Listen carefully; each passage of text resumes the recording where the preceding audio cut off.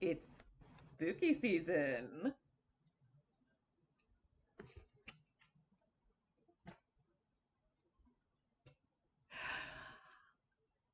My name is Sanatina. This is Linguistics You Can Use. It is October 1st, 2021, officially the start of spooky or Halloween season in these current United States.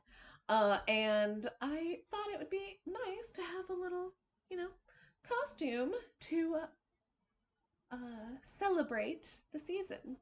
Also, got a little book there from a friend of mine, and uh, thought it would be appropriate little decorations. You might see some other accoutrements appear over the course of the month.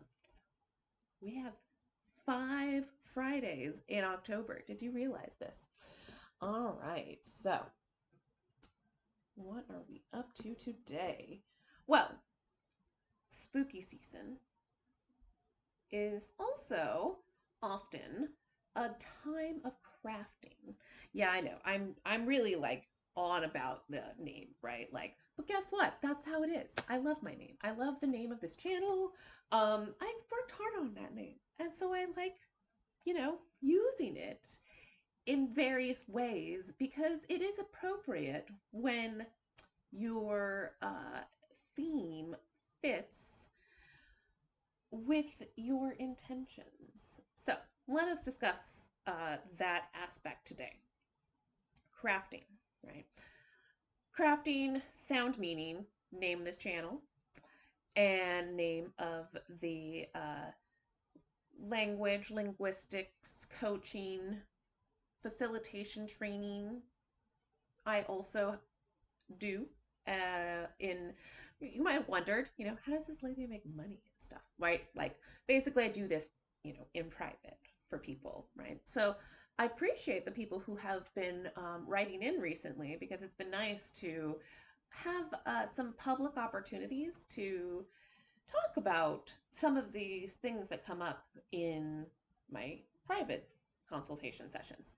And so back to crafting, right? So crafting sound meaning is a choice I made to emphasize the different aspects of language that I felt was most valuable to my interests, right? So, as we've discussed many times, the primary purpose really of this channel, of this little our show I do every week, uh, is to discuss linguistics as a discipline, the different aspects that language comes up in different fields in our lives, So, what is it about linguistics that interests me?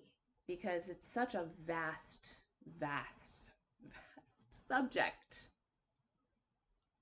I am unmuted. I am unmuted. That happened to me one week. If you go back a few weeks, I accidentally did like the first 15 minutes muted.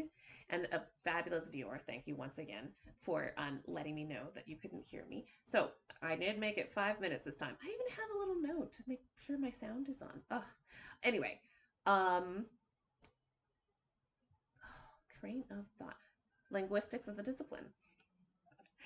Um, so when you're getting into any particular field of study, it makes a difference what area of that field you go into, right? So, you hear a lot about just let's talk about physical sciences. I'm specifically thinking of what is it, Raven, the science maven. I love her Twitter. She's amazing.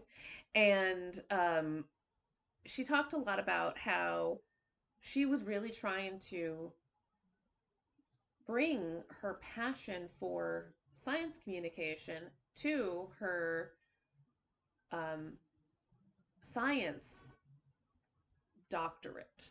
Yes, because that's when she kind of blew up on Twitter. It was, when she was in the, like, right before she finally got her doctorate. It's great. You should go follow her.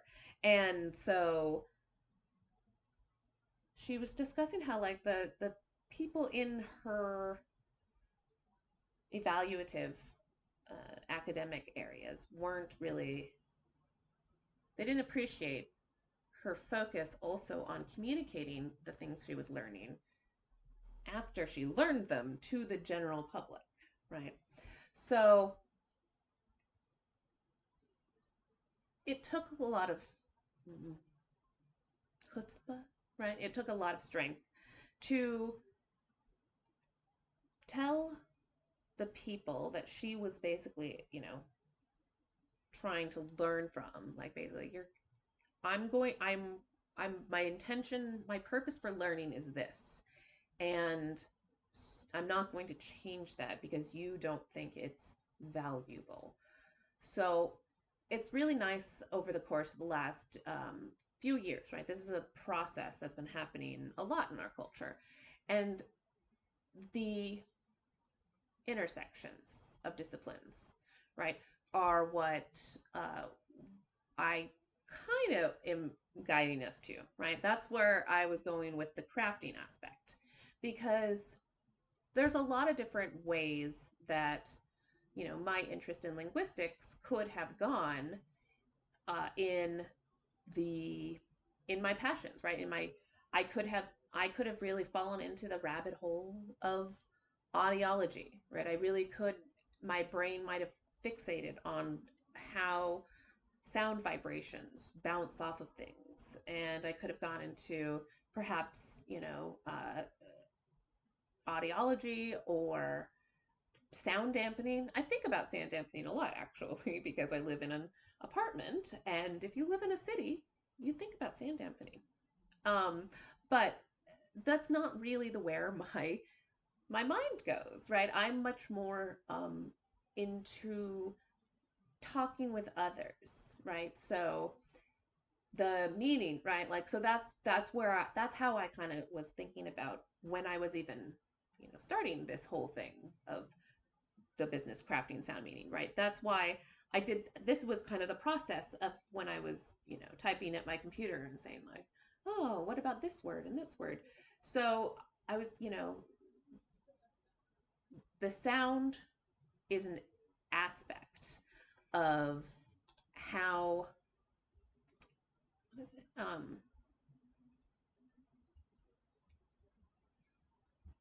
Computer alerts are not friends to people who, can easily get distracted off their train of thought. Which is ironic considering I'm also looking, oh, has anybody like, peeked in and said, hey, the, the people out there watching live, nice to see ya. Any questions or comments on this week's, topic? We haven't gotten there quite yet. I'm doing a bit of a rambly intro. Um, so back to the sound. Like I was talking about the name, right? Crafting sound meaning. So with sound, right, I could have gone very many ways, but I am more interested in dealing with people. And that's why I drifted into meaning word, the word for meaning, because at the time I was really focused actually on teaching English as a foreign language, right? I was primarily teaching people who were learning English who weren't really living in a country that actually spoke English. It was mostly online. I did have some people who lived in the United States who were learning from me because they wanted to be able to get along, get by better in, their new home and all that. So there was a lot of things, but it was very much focused on the people that I was working with. And I had been teaching casually before I actually started the business. And the crafting, that's why we're on to the crafting, right, aspect, that I had realized was that I really enjoyed not just working on, kind of explaining how uh, the language is, right? I didn't want to tell people how to speak, which is, I think, ironic for a language teacher, but not but. Well, yes, but I wanted to make sure that people knew that they could, you can do that work. I help show you what tools are available, right? I show the different ways that the language is structured, and then it's on you as the person learning the language and on me, right? Like, and a lot of this does come out of what I had learned as a language learner. Uh, it is on the person who is trying to apply the skill, trying to learn the skill, to apply the lessons to themselves, to craft their own process. Because, and that's the thing, the more and more I thought about it,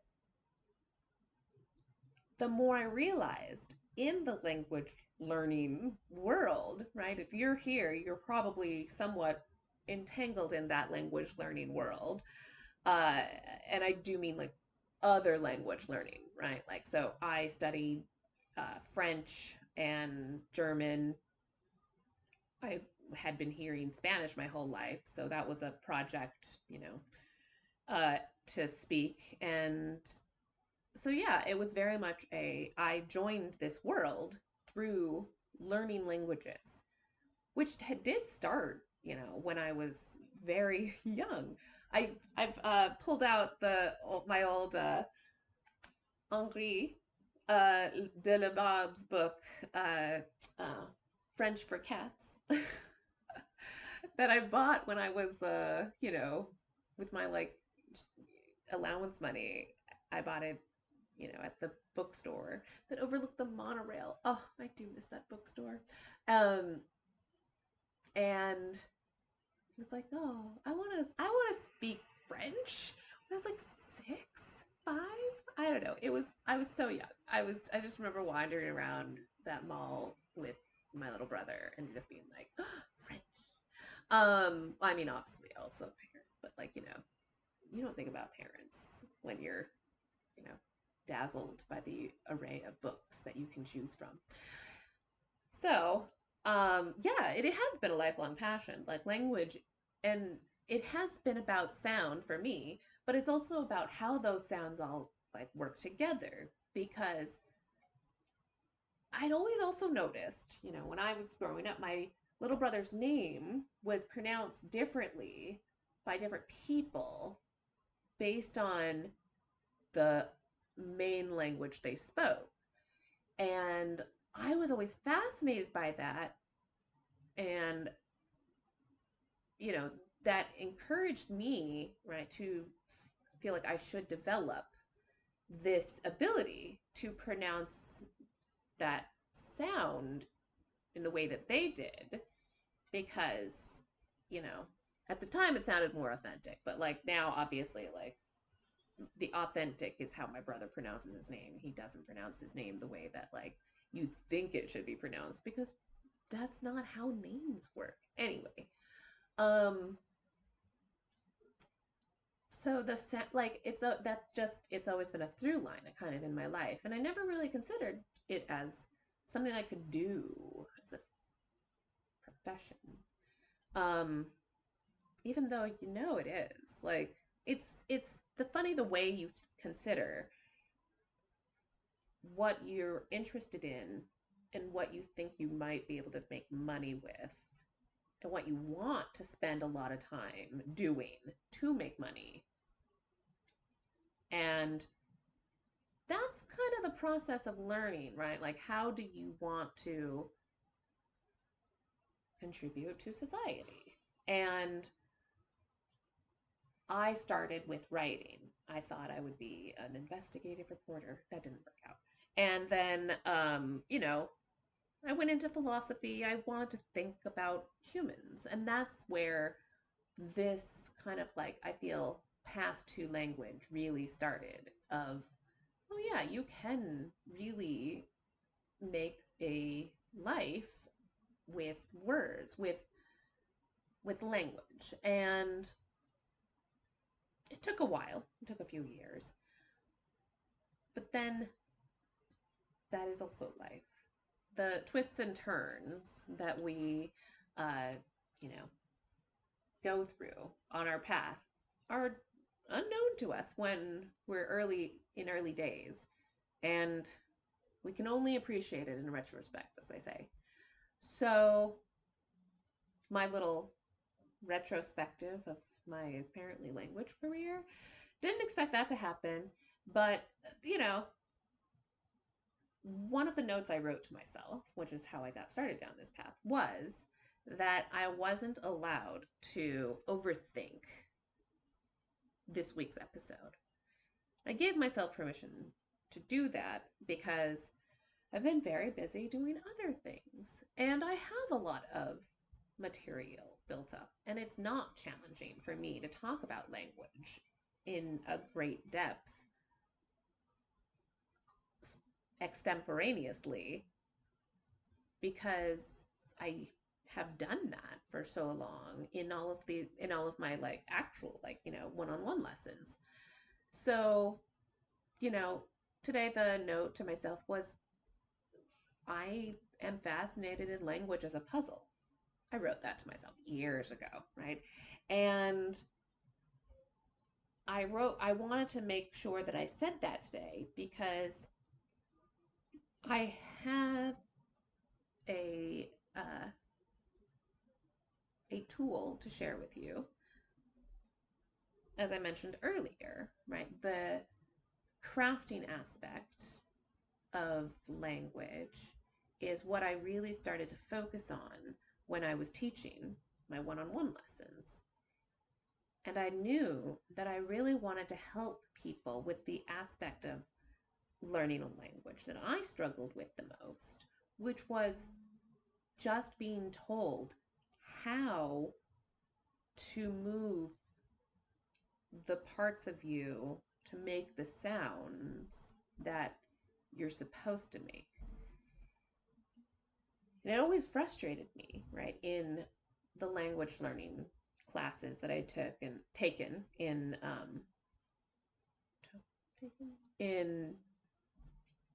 high school, in middle school, right, back into all the way up until um, you know, in my mid 20s, that I was like, people just are like, you have to hear it and try to imitate it. And I'm like, but like, there's an actual physical thing you're doing. Can you just explain it to me? And I always think now, I'm just like, I mean, it seems so obvious. Like, why didn't I just like look it up? But I grew up pre-internet and it's hard. You don't know what you don't know. So even thinking that this thing, yes, obviously there is a finite way you can move your mouth. And so if I knew how to move my mouth to make that sound, I could probably make that sound. But nobody would explain to me how to make that sound. There were guides out there. There were lots of, academic, really high level kind of things to explain it, but it wasn't reaching me at like the middle school level, right? And that's on elementary school level. And that was what was so frustrating to me when I finally found all of this material. I was like, oh my God, it's everywhere. Like, why weren't my language teachers in school teaching us these theories, these techniques? And it was just a revelation to me that I was like, oh, they don't know it. It's not taught. There's a certain weird disconnect between the way that we're taught to teach language through grammar versus teaching it through pronunciation and like the way we learned it, you know, in our first language. That's another theme you'll hear me coming back to a lot in this channel and in my writing and basically everything, right? I went deep into the rabbit hole of infant neuro, uh, infant linguistics.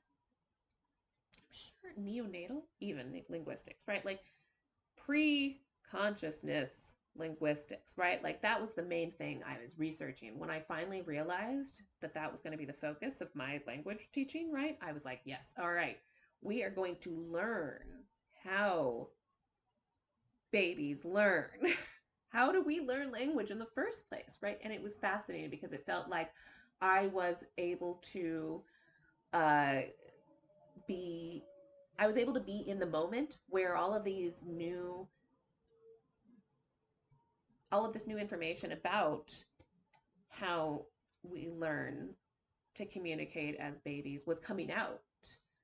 My business started right around the same time. There was this, Netflix show called Babies, and I've watched that quite a few times, especially the language learning ones, right? Because it's a fascinating idea to me that we are primed in a certain way to learn languages. And it always seemed like an intuitive truth to me, but it was hard to find evidence for that, right? And I wasn't inclined to go into that hard science and to find it at the time of my life where, I was learning languages. And so that's what I meant about the disconnect between, the academic and, like the practical. Even when I was taking a language class at a college with a linguistics course, there wasn't an overlap. And it was just like, I don't understand that. Even now, that's true probably in a lot of places and all that. It's becoming less and less. There's a lot now more fluidity between the disciplines. The silo system of the past is kind of starting to fade, and that's such a great thing for us as people because um, if you do much research on the 20th century, it's rough. There's good stuff in there.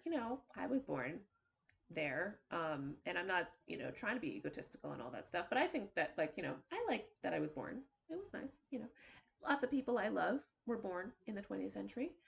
The vast majority, in fact, because I actually don't know. And now I'm starting to know more of you people born in the 2000s and such. But that wasn't a part of my life up until recently. So 20th century, not all bad. Because good people were also a part of it. It's just there's a lot of rough stuff. A lot of rough stuff. And so part of the reason for that rough stuff was the plans, the structures were set up to keep people separate, to set up rigid lines between groups so that there would be a sense that there's somebody to, argue against, basically. And we're just now coming out of that era. And that system was set up beforehand. It's just, it was really, the 20th century was kind of the height of that because it was fading. It's kind of the same reason why, what is it, the coldest moment of the evening is just before dusk or just before dawn, sorry. And it's the sense that, right before an expansion, there must be an in, in not an implosion. What's the opposite of expansion? Can't think of it right now. Not important because I'm doing that and you understand. It's got to be, it's got a little small. It's got to so anyway, I feel like now this is the period of expansion we're in. And that's who we are as people, as a species. We're just, we're always on a cycle. And in my particular, you know, thing that I follow about the esoteric, the spiritual realm, all that stuff, it's about cycles. It's about spirals. You don't ever step in the same river twice. Water's always flowing, and you're never going to return to the same place in the same way. You will always be different. You will always have a different perspective. So Wow, I did get really esoteric there. Oh, because I was talking about people. Oof, wow, I should. Well, no, I mean that's what this live stream's all about, right? And it's spooky season, so perhaps I'm, just a channel for the uh wisdom of the universe, right? And I honestly do sometimes feel that this is my opportunity to just kind of like, hey, here's what language has got to me. I like language. How about you? Um, and I'm gonna go back to uh, the puzzle analogy in a second. I'm going to take a sip also for a second. Talking does dry out your vocal organs, right? It is very important for you to keep the vocal tract, your esophageal area, um, very moist if you are going to be speaking for long periods of time. Little health tip for you there from your friendly neighborhood um, linguist. And so back to languages as a puzzle. We'll get off the humanity thing. I can always come back to it. So if you have any, if you want to hear anything that I trailed off on, please just let me know and I can return. So the way that, people create language to me was always very clearly finite, right? We have a finite sense of sound, of creating sounds. And when I finally found language teachers who were also on my plane of understanding of language, I rejoiced. I dove in deep. And that was honestly like the key for me to enter language as a profession and really start myself down this path to linguistics, because I finally had the tool to make the exercise, to make the practice work for me. And that's really all I had been looking for so long.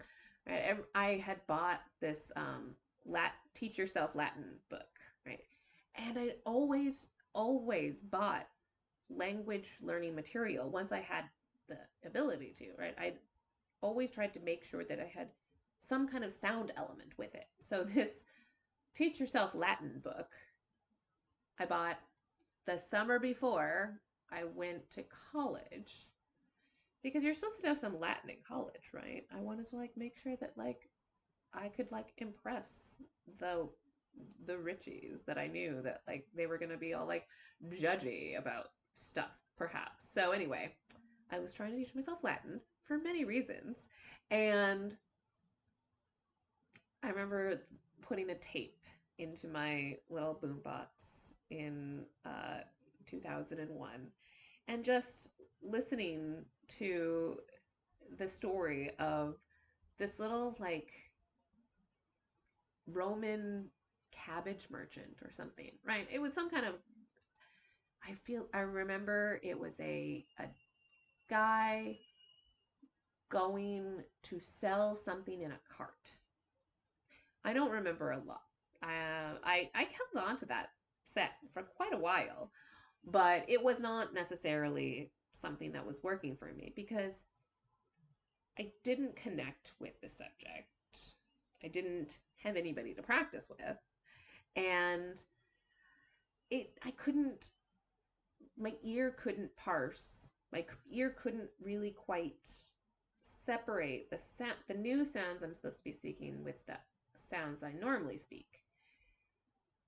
Now, knowing what I know now, odds are good that none of the sounds that I was hearing were novel, new to my ear. But at the time, because the words were also so different, and I didn't know how to separate all the differences between the cadence, right, the rhythm of the language versus the individual sounds versus the intonation and all of those things, right, that also make up the sound of a language. Those elements were all mixed up together. So my brain just sort of heard new sounds and didn't know what element to focus on. And I just always gave up, right? My brain gave up, and the amount of focus that was needed was not possible for me at that time, and it was just um, I just couldn't, learn a language through the methods that were currently available to me or were available to me at the time, which was current to me at that time. Language and time. That's another subject we may come back to, perhaps on a day for meeting. Anyway, back to crafting. So, why am I, ranting about how there was no material? Because I made material. As soon as I started to teach language, I went to my school and got my teaching English as a foreign language certificate and all that stuff, teaching language in the classroom, having fun with the kids, mostly actually like young adults, and it was just really wonderful to be able to go to this place with an intention. I think a lot about Alton Brown and whatever you might think of him as a person. I also am conflicted. It's hard to, you know, love everything about a person.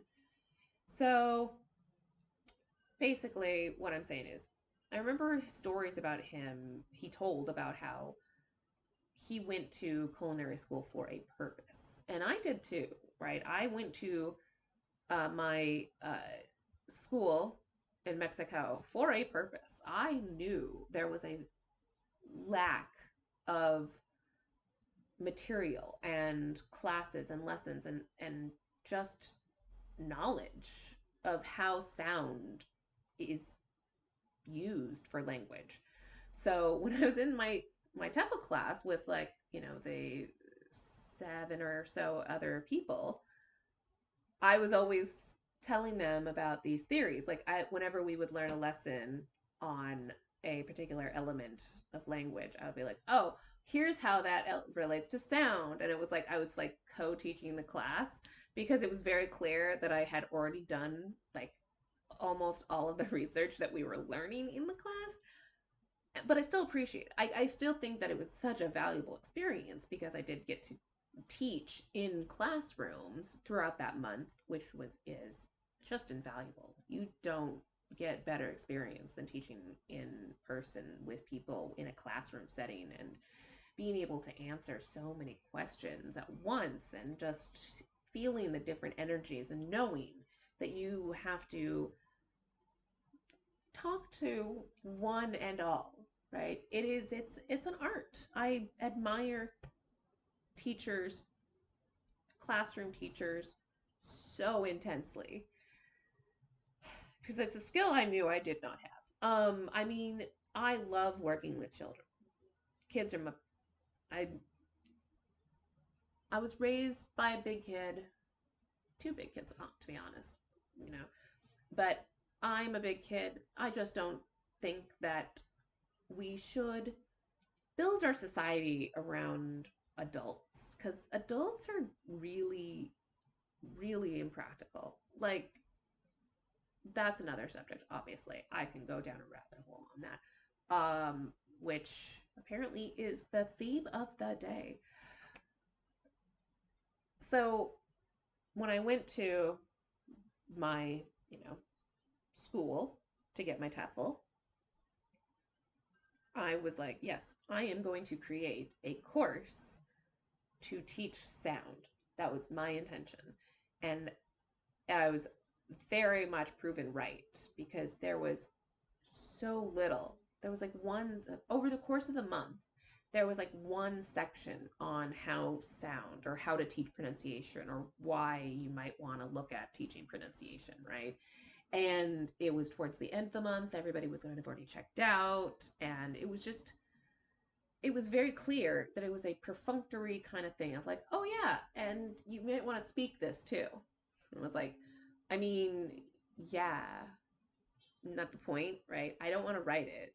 I like writing, but I learned how to write English after I learned how to speak English. So that is sort of where, language learning is moving, right? I feel really lucky to be on sort of that transitional phase. I feel like my whole life has been just a period of being in a transitional phase. It's a very transitional era. It's very Aquarian energy. So we are going to today look at one of the tools that I created for the my students, my one-on-one students that you now get to enjoy.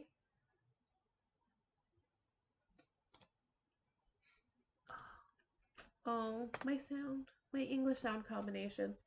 So I have created this. I have created this as a still getting used to. Oh, wait, you can't see this. Look at that. Look at that. I have my English sound combination chart. Um, so I have created this as a shareable web page document. You can check it out. I will post a link in the description, and I will share it with you. I will send an email to you directly if you go ahead and send me your email on my website, which there's also a link to in the description. So, yes, the English sound combination chart. So let's chat a little bit about how to use this chart. It's a very, I feel, self-explanatory chart. But it's always nice to get a little bit of an overview from somebody who, created it. So how are we using this chart? Well, basically, as you see, we English has a finite set of sounds, like any language. Those sound sets vary based on the individual. I think my sound set is about 40-ish, but there's others that have like up to 45 sounds because different English accents have different sound sets. And as again, each individual does. I tend to blend a lot of my words. So that's why I feel like I have a smaller sound set than maybe some others do. But people understand me. You seem to understand me. So, I'm getting by. All right. Any questions about this chart? Please feel free to put a comment in the chat and I will answer you live. Alrighty, so the whole run-up spiel, right, was about crafting being fundamental to this whole teaching thing that I started. And it really did start for me with how to make the individual sounds. Right? So there's many elements, as I mentioned, to how you can break down the sounds of a language. And I knew that unless my brain kind of could click with how the individual sounds worked in my mouth, in my vocal tract, all of those elements, it was going to be really hard for me to focus on the other elements, right? So the reason I bring this up, as children, as babies, which I did say I did much research on, we learn more the rhythm of a language before we learn almost any other element. Rhythm is at the heart of language. And that's probably why we have a heartbeat. Uh, I I can't think of anything off the top of my head that has tied heartbeat rhythm with language rhythm or anything like that. But there's a sense we as humans really do um, connect to rhythmic sounds. Drumming was likely the first musical creation, right? We see many animals use drumming in their way, stamping and hitting and, knocking. And it makes sense that rhythm would be a part of our early communication, right? We have drum languages to this day where communities across vast distances communicate to each other. As adults, we have our own biases. Our brain is developed in certain ways. So we have to remember that not only are we learning a language, we're also learning a language already knowing a language, at least one, right? So we have to make sure that we are respecting our current knowledge base. And my current knowledge base, not very rhythmically inclined.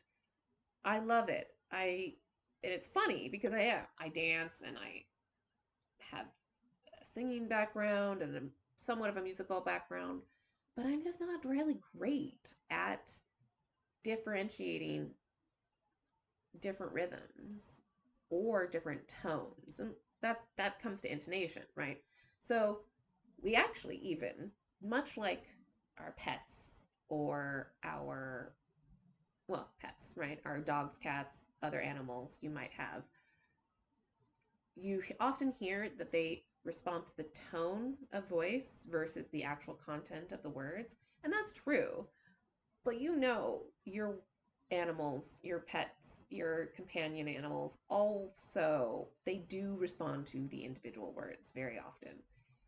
And they might learn the intonation first, but so do we, right? That's a part of language learning. And I'm saying it's universal, basically, even across species. This is very controversial, I'm sure. I happen to fall into the school of thought that animals are much, much better communicators than many of us give them credit for. Anyway, back to English sounds. We have a finite amount of sounds that we can make as humans. This is the English set. This is one of the sets of English. And this is how my brain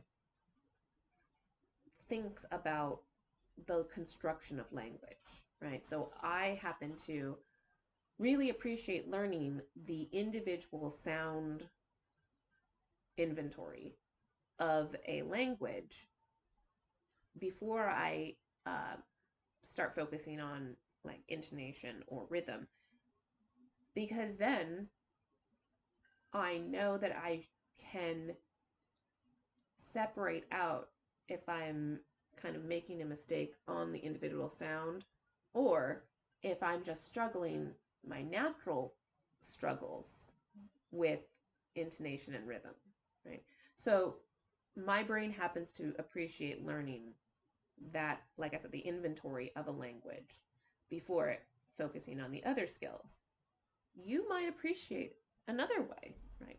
I learned much of this, sound focus from a Dowson Ness and Mimic Method, who teaches it through rhythm, right? Like, so that's his focus, and it's great. And I've gotten so much out of the classes. And as I said, it was one of the main inspirations for me to go into this field because I still knew that, like, even though his stuff is great, it wasn't for me. I was really still struggling with it. And that's true. We connect with people differently. And um, still, like, I was still taking, still, through this year, I was still learning from him. It's just, you take what you can from material. And that brings me back to an earlier point that I was making, that each person learns a language individually, right? So that was also one of the main themes of when I'm starting the business, was that you're not going to need every single one of these sounds, right? The inventory is just that. It's all of the sounds. But you likely already know 90% of the sounds, right? Because I'm pretty sure the overlap between languages is like super high, probably like 75-80%. I don't know. I'm guessing on that. Again, it's not a statistic that I think I've researched or like casually come across, but now I'm curious about it because it just makes sense. And it feels like we all start with like sewing and buh and duh, like, right, the base sounds come out as babies because that's how we, as the species human, evolve. How we grow. We only have certain uh, functional abilities for our first few years. It's like some kids, some people never have the ability to control muscles in a certain way. They have to go through lots of therapy, or they don't. It's just not something that their mouth, their vocal organs are inclined to do. So that's why we have different sound inventories. This is mine. So a little, as I was saying, that's a long overview. I'm feeling talkative today, you know. So this is the, like I said, the inventory that I created based on how I understood that we make sounds, and it's actually very generic. Um, it's very generic in terms of how you learn the different parts, right? So we have um, the different areas, right? Your jaw, your throat, your lips. All of this is from basically, like, Linguistics 101. Like, I'm pretty sure you learn most of this stuff in your first, quarter semester, whatever, if you're a linguistic student. Yeah, one-on-one stuff. So, and that's the point. I needed that. I needed the one-on-one. I needed the one-on-one in every language when I first started. So this is a tool that I use for every language that I do. This is the one I created mostly for my students, obviously, but I do it for myself, not as in depth, right? Because I'm really focusing on the sounds that I need to make, so I don't, you know, do all of the stuff for the sounds I already know, which is growing, right? Each language, I have to do less and less of this. Um, Breaking down consonants and vowels is important to a degree. It's important because we need to work with the knowledge that we already have, but it's not really important to define what those things are. In this chart, we have the vowels and consonants separated by tongue movement and where the tongue is, basically. So vowels are on the tongue, right? Where is the tongue? What is the tongue doing? That's what this chart is really talking about when it's talking about vowels. Consonants are about the other parts. How does the tongue interact or not with the other parts of the mouth. So that's it's always important to define how these kinds of guides define information, right? So most of the time you might hear, right, vowels and consonants are when, from me even, consonants are when the vowel,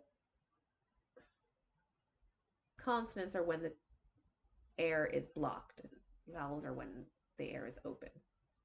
And that's not true. Uh, but and this chart uses that, but it's more focused on combining consonants and vowels. So it's more interesting to think of uh, that thing, the row, and yeah, the row. And let's go to the combo chart now. So the row is the vowel, right? This is where we want this is what we want to focus our tongue on. We want to focus on what our tongue is doing first. Based on where our tongue is, then we go to the column. There we go. And the column, right, is so weird. It's like the angle of the camera and stuff. Getting used to all this technology, yeah. But anyway, column is the one up and down. Column is what our other things are doing, right? So we have the vowel sounds because those, shouldn't really be touching anything, right? Like E. But it is kind of, it's directing the air, right? So that's what I'm saying. Don't focus so much on the terms, vowels and consonants, even though I always do that. I always over explain things. I'm like, you should ignore that. Here's why. So on this chart, we have the vowel sounds, which are listed based on from front to back and high to low, right? So that's generally how the IPA chart does it. So it made sense that we start, with the easiest one, the one that everybody knows how to make. And then you go on and see how does that compare, where does that sound sit in your mouth? And then from there, let's move around. Let's see where else could your tongue be in order to create sounds in this language. And that's it. That's this chart. It's just, and it can be done for any language. Like I said, I do it for almost all of mine. And it's really nice to be able to have a really simple text of, hey, how do I make that sound? What parts of my mouth are supposed to be doing something in order to make that sound? You should always be checked, right? I created this for students, right? So they were using this in conjunction along with me, and I was helping guide them when I noticed that they were, maybe going closer to one sound or another. And I do that same thing, right? When I create these sound charts, I always make sure that I am verifying that I am accurately describing it to myself so that I can learn it appropriately based on my teacher. Right? And I don't worry about it being a universal sound because no sounds are universal, right? If you go back into any of the episodes, remember, you will see that we know that we speak differently than our parents, who spoke differently than their parents. who spoke differently than their parents, and blah, blah, blah, blah, blah. And the same thing goes down, right?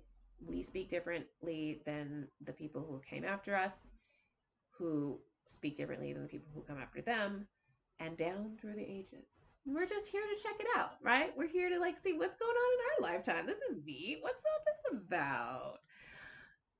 And that is for you today the uh, lesson about crafting sound meaning. Gosh, this, I mean, I know I don't know if I'll ever move on, right? Like, I just really do like that name. I do hope you enjoyed that exploration of how you can use a spreadsheet to learn a language and not be intimidated by pronunciation. Hopefully, this helped you be less intimidated by pronunciation. I'm Sanatina. Thank you for joining me. That's all the linguistics you can use for this week. I hope that this gave you a little bit of structure to get out there and have some fun crafting sound meaning. See you next week.